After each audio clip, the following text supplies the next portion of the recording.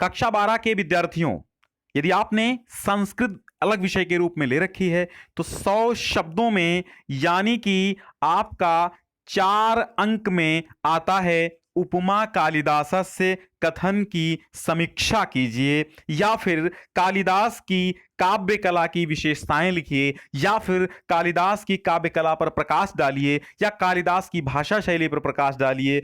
ठीक है, इस प्रकार के तमाम प्रश्न बनते हैं से तो उपमा कालिदास से जैसे ही नाम आ जाए, सूक्ति के आलोक में कालिदास के काव्य पर सौंदर्य प्रकाश डालिए, तो आपको 100 शब्दों में ही मात्र इस प्रश्न का उत्तर दे देना है। तो सबसे पहले उपमा कालिदास की हम थोड़ी सी समीक्षा करते हैं। बच्चों, ये एक ऐसा प्रश्न है जो किसी भी परीक्षा में नहीं छूटता है, मतलब किसी भी वर्ष की इंटरमीडिएट की संस्कृत की परीक्षा में नहीं छूटता है। तो कृपया आप से ये अनुरोध, निवेदन और एक प्रकार से प्रार्थना भी कह लो कि आपके ही लिए मैं कर रहा हूं कि इसको जरूर पढ़ लेना, इसको जरूर याद कर लेना। इसकी ये जो पीडीएफ है हम टेलीग्राम चैनल पर भेज देंगे। टेलीग्राम को ज्वाइन करने के लिए किसी भी वीडियो की डिस्क्रिप्शन में आप जाएंगे तो वहां पे लिंक मिलेगा और वहां से आप टेलीग्राम ज्वाइन हो सकते हैं। तो कालिदास, उपमा कालिदास, ये उक्ति की आप समीक्षा करने से प्रारंभ करेंगे तो यहां से स्टार्ट करेंगे कि महाकवि माघ के किसी प्रशंसक ने लिखा। किसने लिखा? यानी महाकवि माघ के किसी प्रशंसक ने लिखा, उपमा कालिदासस्य भारवे अर्थ गौरवम और दंडिनः पद लालित्यम माघे संति त्रयो गुणः, माघे संति त्रयो गुणः। यानी कि उपमा कालिदास की भारवी का अर्थ गौरव और दंडी का पद लालित्य, और माघ में ये तीनों गुण पाए जाते हैं। अर्थ गौरव, उपमा और पद लालित्य, ये तीनों गुण माघ में पाए जाते हैं। यानी कि उपमा कालिदास का प्रसिद्ध है, भारवी का अर्थ गौरव प्रसिद्ध है और दंडी का पद लालित्य प्रसिद्ध है, लेकिन ये माघ जो है तीनों गुण माघ में पाए जाते हैं। यह लिखकर उपमा के प्रयोग में कालिदास को श्रेष्ठ स्थान दिया गया। कालिदास उपमा के प्रयोग में सिद्ध हस्त हैं। क्या है? सिद्ध हस्त हैं उपमा के प्रयोग में। कौन? कालिदास। इसमें कोई संदेह नहीं है, कालिदास की उपमा योजना सरसता, रम्यता, विविधता एवं मार्मिकता की दृष्टि से बेजोड़ है। कालिदास की संविधान कुशलता, रस योजना, भाव अभिव्यंजना, ध्वन्यात्मकता एवं प्रासादिक शैली भी अद्वितीय है। बच्चों, आपको 100 में से 95 प्लस अगर लाना है तो चैनल पर जाकर के पूरी प्लेलिस्ट पढ़ लीजिए।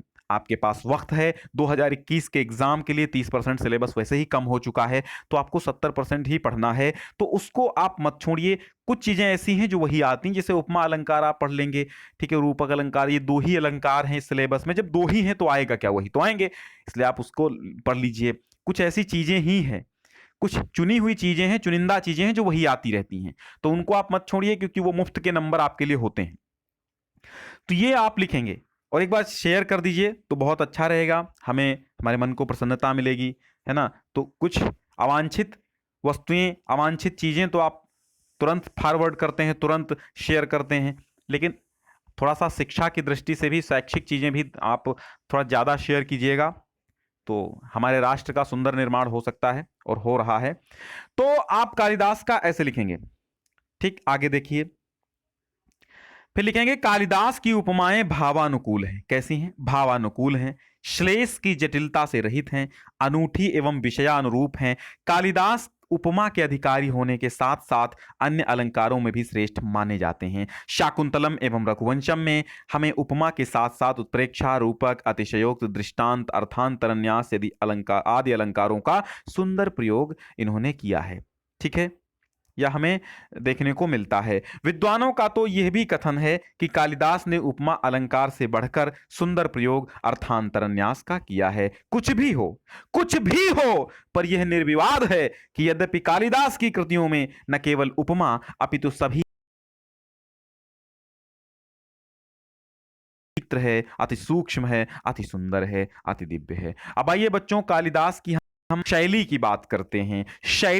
शैली एक रीति होती है। रीति मतलब एक मार्ग होता है जिसका अनुसरण एक लेखक, एक गद्यकार, एक निबंधकार, एक साहित्यकार करता है, वो चाहे जिस भाषा को। तो शैली की देखिए, थोड़ी सी तारीफ लिखेंगे हम। क्या लिखेंगे? कविता कामिनी कांत कालिदास, या कवियों की मुकुट मणि महाकवि कवि कुलगुरु कालिदास की शैली में कहीं उपमाओं का लालित्य तो कहीं अर्थांतरन्यास का अर्थ गांभीर्य है, कहीं उत्प्रेक्षाओं की ऊंची उड़ान है तो कहीं प्रांजल पदावली का सौकुमार्य है, कहीं प्रासाद है तो कहीं माधुर्य है, तो कहीं कला प्रधान है तो कहीं कल्पना प्रधान है। ये कालिदास की विशेषताएं हैं। क्या है कालिदास में? कविता कामिनी कांत कालिदास की शैली में कहीं उपमाओं की भरमार है तो कहीं अर्थांतरन्यास की भरमार है, कहीं अर्थ की गंभीरता है, कहीं उत्प्रेक्षाओं अर्थात उत्प्रेक्षा अलंकार की ऊंची उड़ान है तो कहीं प्रांजल शब्दावली पदावली का सौकुमार्य प्रदर्शन है, तो कहीं पर प्रसाद माधुर्य गुण है, तो कहीं पर कला प्रधान है, तो कहीं पर कल्पना प्रधान है। ऐसे इनकी साहित्य में हमको विशेषताएं देखने को मिलती हैं। प्रकृति के साथ तादात्म्य की अनुभूति उनके काव्य गौरव को अधिक समुन्नत अर्थात ऊंची बनाती है। आइए, भाषा क्या है? भाषा, कालिदास की भाषा की प्रमुख विशेषता यह है कि वो सदा रसानुकूल होती। कैसी है? रसानुकूल है। मतलब भाषा उनकी कैसी है? रसानुकूल है। प्रकरण, प्रसंग, पात्र, वर्ण, विषय के अनुरूप शब्दावली का संरचना मिलती है। ठीक है, शब्दावली की संरचना मिलती है। इस प्रकार के पद माधुर्य के कारण अनेक काव्यों में संगीतात्मकता, लयात्मकता का दर्शन होता है। उनकी भाषा सरस है, सरल है, सुबोध है, मनोरम है। लंबे समासों का प्रायः अभाव है, अर्थात लंबे लंबे समास इनकी भाषा में नहीं है। कालिदास का ये शब्द लाघव उनकी कलात्मक अभिरुचि का परिचायक है कि कालिदास थोड़े से शब्दों में भी बहुत कुछ बात कह देते हैं और बहुत सारे शब्दों में भी थोड़ी सी बात कह देते हैं। कालिदास का श्रृंगार रस जो है वो मूल रस है। आप देखेंगे अभिज्ञान शाकुंतलम में बहुत बढ़िया सुंदर परिपाक श्रृंगार रस का हुआ है। संयोग और विप्रलंब दोनों प्रकार के श्रृंगार रसों के वर्णन में सिद्ध हस्त हैं। करुण रस के भी कतिपय वर्णन हमें अत्यंत मार्मिक हैं और वीर रस के प्रसंग यद्यपि कम हैं तथापि उनमें कालिदास की योग्यता किसी भी प्रकार न्यून अर्थात कम नहीं है। अन्य रसों के वर्णन भी अत्यल्प हैं, बहुत ही कम मिलते हैं, लेकिन जो श्रृंगार रस का है, प्रकृति चित्रण है, इसका वर्णन जो है कवि कालिदास के काव्य में, ग्रंथ में देखने को हमें बहुत ज्यादा मिलता है। गुण और रीति, कालिदास रस सिद्ध कवि हैं।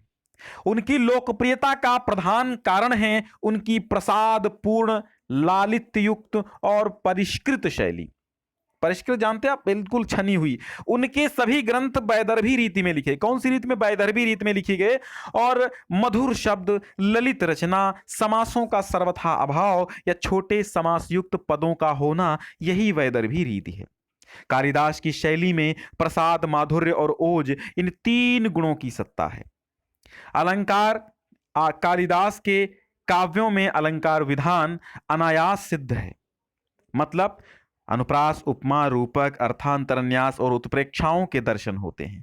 यद्यपि यमक अलंकार, अतिशयोक्ति अलंकार, दीपक अलंकार, व्यतिरेक अलंकार, प्रतिवस्तुपमा अलंकार, श्लेष, निदर्शना, एकावली, दृष्टांत, विरोधाभास, परिणाम आदि अलंकारों के भी सुंदर प्रयोग मिलते हैं। उपमा कालिदास का अत्यंत प्रिय अलंकार है। उनकी उपमाएं असाधारण और मनोरम होती हैं। इनकी विशेषता यह है कि उनमें लिंग साम्य, भाव साम्य और रमणीयता का, अब देखिएगा, पुरस्कृता वर्तमनि पार्थिवेन प्रत्युद्गता पार्थिव धर्म पत्न्या तदंतरे सा विरराजधेनु दिनक्षपा मध्य गते संध्या। यही नंदिनी गाय जो थी वो राजा दिलीप और रानी सुदक्षिणा के मध्य में ऐसी शोभा पा रही थी जैसे दिन और रात के मध्य में होने वाली रक्तवर्ण संध्या हो। अर्थांतरन्यास विन्यासे कालिदासो विशिष्यते, यानी अर्थांतरस्य विन्यास में कालिदास की विशेषता है।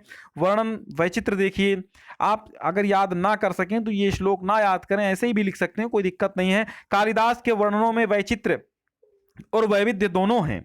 उन्होंने अंतः प्रकृति और बाह्य प्रकृति का सूक्ष्म निरीक्षण किया है। मनोभावों का विशद वर्णन है, प्रकृति का मानवीकरण है, प्रकृति के साथ तादात्म्य की अनुभूति, वर्णनों में सजीवता और स्वाभाविकता, भावानुकूल पद विन्यास, तात्विक वर्णनों के साथ व्यंजनावृत्ति का आश्रय, कला में कल्पना का संयोग और सरल भाषा में भावों की अभिव्यक्ति आदि गुण कालिदास के वर्णनों की विशेषताएं हैं। संध्या काल में सूर्यास्त का कितना मनोरम वर्णन यहां पर देखिए। संचार पूतानि दिगंतराणि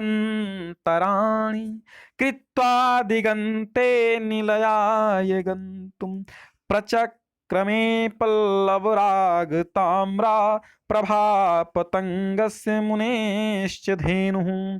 छंद योजना देखिए, रघुवंश और कुमार संभव के विश्लेषण से यह ज्ञात होता है कि कालिदास को छोटे छोटे छंद बहुत अधिक प्रिय थे। बड़े छंदों का प्रयोग सर्गांत में किया, यानी सर्ग के अंत में किया है। छोटे छंदों में भी उपजाति अनुष्टुप अति प्रिय छंद हैं। कौन से? उपजाति और अनुष्टुप।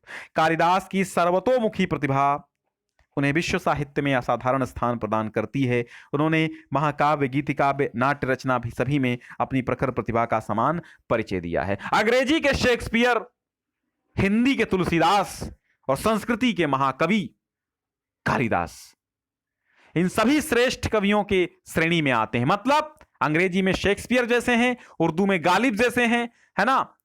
मान लो उर्दू में गालिब जैसे मशहूर हैं, संस्कृत में शेक्सपियर मशहूर हैं, हिंदी में तुलसीदास हैं, उसी प्रकार संस्कृत में कालिदास भी उसी प्रकार प्रसिद्ध हैं। इनकी रचनाओं की चर्चा देश में नहीं बल्कि विदेश में, अर्थात राष्ट्र में नहीं बल्कि अंतर्राष्ट्रीय स्तर पर होती है। इनके ग्रंथों का अनुवाद कई भाषाओं में हुआ। अरे अभिज्ञान शाकुंतलम का अनुवाद के साथ साथ मंचन हुआ। कहां हुआ? विदेशों में हुआ, फॉरेन कंट्रीज में हुआ। हमने पढ़ा, पत्र पत्रिकाओं में पढ़ा और ये देखने को पुस्तकों में भी पढ़ने को मिलता है कि इनके जो अभिज्ञान शाकुंतलम नाटक, इनमें कई फिल्में बनाई गई, इसको फिल्माया गया, धारावाहिक बनी इसकी, है ना। तो ये एक अद्भुत उपलब्धि है हमारे देश की कि हमारे देश में ऐसे महान कवि, ऐसे महान श्रेष्ठ संस्कृत गद्यकार, संस्कृत साहित्य आचार्य हुए कि जिनकी चर्चा पूरे विश्व में, पूरे संसार में होती, पूरे ब्रह्मांड में भी उनकी चर्चा समझ लो एक प्रकार से होती है। ठीक है, तो हम इन कवियों को कभी नहीं भूल सकते और इन्हें हम कोटि कोटि नमन करते हैं और कोटि कोटि धन्यवाद आप सभी का जो आप हमारे साथ जुड़े। आप इसको बहुत अच्छे से तैयार कर लीजिए, ये आना ही आना है, ये आप मान लीजिए, है ना। मैं वो फिजूल की बातें आपको नहीं बताता, ना तो मैं फिजूल के प्रश्न आपको आपकी कॉपी भरवाता हूं। कॉपी मत भरिए, दिमाग भरिए, दिमाग उस तरीके के प्रश्नों को भी जो महत्वपूर्ण हैं, जो आपके जीवन में काम आने वाले हैं, जिनसे आपका जीवन सुखमय हो सकता है और आपके अंक भी बहुत श्रेष्ठ हो सकते हैं, यानी जिनको पढ़ करके आप बहुत आगे जा सकते हैं और जिनकी चर्चा हमारे देश में बार बार होती रहती है। उपमा कालिदास से जैसी और उपमा की और कालिदास की विशेषताएं, कालिदास की भाषा शैली। एक दिन हम कालिदास का जीवन परिचय भी लेकर के आएंगे, ठीक है। जैसे ही समय मिलता है मैं कालिदास का जीवन परिचय बिल्कुल करवा दूंगा, वो भी मोस्ट इंपॉर्टेंट की श्रेणी में है, ठीक है। चलिए, तब तक के लिए धन्यवाद, बहुत बहुत धन्यवाद। और आप इसको शेयर कर दीजिए, बहुत ज्यादा इसको बांट दीजिए।